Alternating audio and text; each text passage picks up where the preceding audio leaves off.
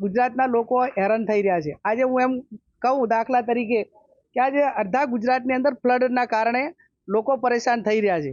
એ ફ્લડને કારણે આજે 30 વર્ષથી ભારતીય જનતા પાર્ટીનું શાસન ગુજરાતમાં છે। જે કોંગ્રેસના સમયગાળામાં જે ડેમો બનાવ્યા એના પછી ગુજરાતની અંદર કોઈ જિલ્લામાં કે કોઈ ઝોનની અંદર કોઈ એવા મોટા જળાશય નથી બન્યા કે જેથી કરીને પાણીનો સ્ટોરેજ થાય।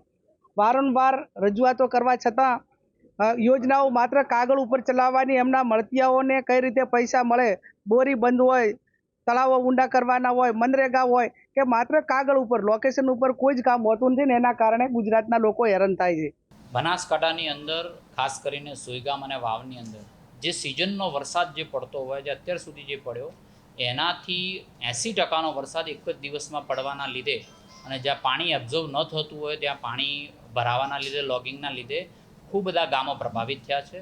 અને એના લીધે રાજ્યનું તંત્ર અને જિલ્લા વહીવટીતંત્ર ડે વનથી ખડે પગે રહી અને રેસ્ક્યુ કરવાનું કામ, તેના પછી રિહેબિલિટેશનનું કરવાનું કામ અને સાથે ફૂડ પેકેટ વિતરણનું કામ, વીજળીકરણનું કામ, રસ્તાઓને જોડવાનું કામ આ અત્યારે કરી રહ્યું છે। અને કોંગ્રેસનું કામ હંમેશા કટાક્ષ કરવાનું છે। અમારા પોતાના ધારાસભ્ય સ્વરૂપજી ઠાકોર એ પોતાની વિધાનસભા છોડીને ત્યાં ગયા છે। ખુદ વિધાનસભાના અધ્યક્ષશ્રી પોતે અહીંથી પોતાનું કર્તવ્ય નિભાવીને તાત્કાલિક ધોરણે રાતોરાત ત્યાં પહોંચ્યા છે, અધિકારીઓને સૂચના આપી છે અને એ પ્રમાણે અત્યાર સુધી 2 લાખથી વધુ ફૂડ પેકેટો, 3 લાખથી વધુ બોટલો, 19થી વધુ ટીમ જિલ્લા કક્ષાએની કરી છે।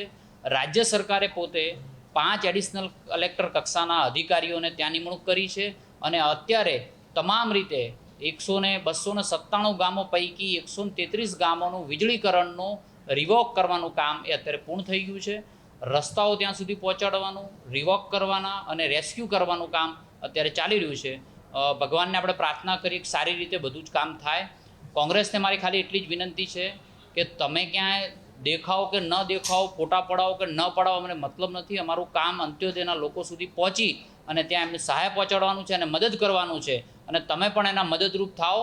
પક્ષાપક્ષી કરવાનું, રાજકારણ કરવાનું કામ જ્યારે થતું હોય ત્યારે કરજો। અત્યારે માત્ર માનવતાના ધોરણે કામ કરવું જોઈએ। ખેડૂતોને પાકને જે નુકસાન થયું છે તેનું ખૂબ ઝડપથી સર્વે કરવામાં આવશે અને નિયત ધારાધોરણ મુજબ સહાય પણ ચૂકવવામાં આવશે। એક વખત નુકસાનીનું પ્રાથમિક આંકલન કર્યા બાદ કેશ ડોલ પણ ચૂકવવામાં આવશે જેથી તાત્કાલિક એને રિલીફ મળે। આદરણીય મુખ્યમંત્રી શ્રી આજે જ એ વિસ્તારની મુલાકાત લઈ અને ત્યાં આગળ દરેક વિભાગના અધિકારીઓ કેમ્પ કરી અને ત્યાં SEOCમાંથી, મહેસૂલમાંથી, કૃષિમાંથી અને આરોગ્યમાંથી તમામ અધિકારીઓ દ્વારા આ રાહત બચાવની કામગીરીમાં પહેલાં જિલ્લા તંત્ર હતું અને રાજ્ય લેવલથી પણ એ વખતે પણ અધિકારીઓની નિમણૂક થઈ હતી, પરંતુ વિશેષ ડ્રાઈવ ચલાવી અને ઝડપથી આ લોકોના મુશ્કેલીના સમયમાં રાજ્ય સરકાર એને મદદરૂપ થવા જઈ રહી છે।